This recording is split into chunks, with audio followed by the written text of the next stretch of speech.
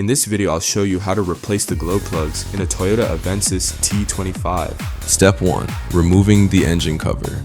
We'll start from the top. Locate the 5 mounting points on the black cover labeled D-4D. Use your 10mm socket to remove the nuts, then gently lift the cover and set it aside. Step 2. Now you can see the top of the engine.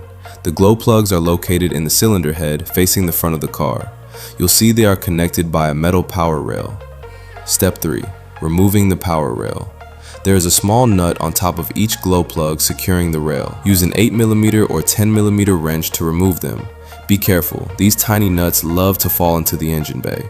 I recommend using a telescopic magnet or putting a rag underneath just in case. Once the nuts are off, remove the rail and move it out of the way.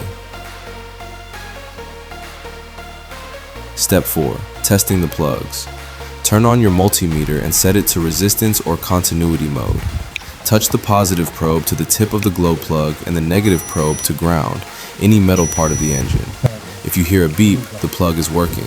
If the reading stays at 0 or there is no beep, the plug is dead. In my case, plugs number 2 and 3 are faulty. Step 5. Unscrewing the plugs. This is the most critical part.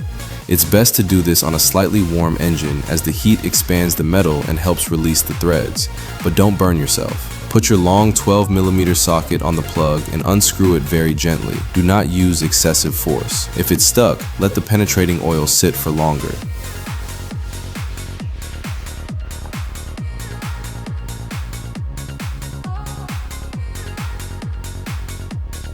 Step 6.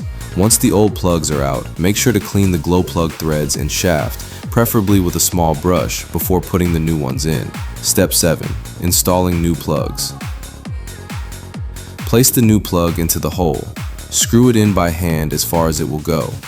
You must be sure it goes in straight to avoid stripping the threads. Never start with a wrench. If you have a torque wrench, set it to 13 Newton meters. That is a very low force. If you don't have one, tighten until you feel resistance, and then give it just a tiny turn, about 10 to 15 degrees. Do not over-tighten it.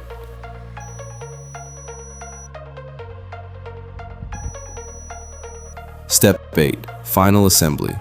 Put the power rail back onto the plugs and screw on the small nuts. Tighten them gently. Before putting the cover back, start the engine for a moment to make sure there are no check engine lights and that it runs smoothly. Finally, put the plastic cover back on and tighten the 5 mounting nuts. Job done.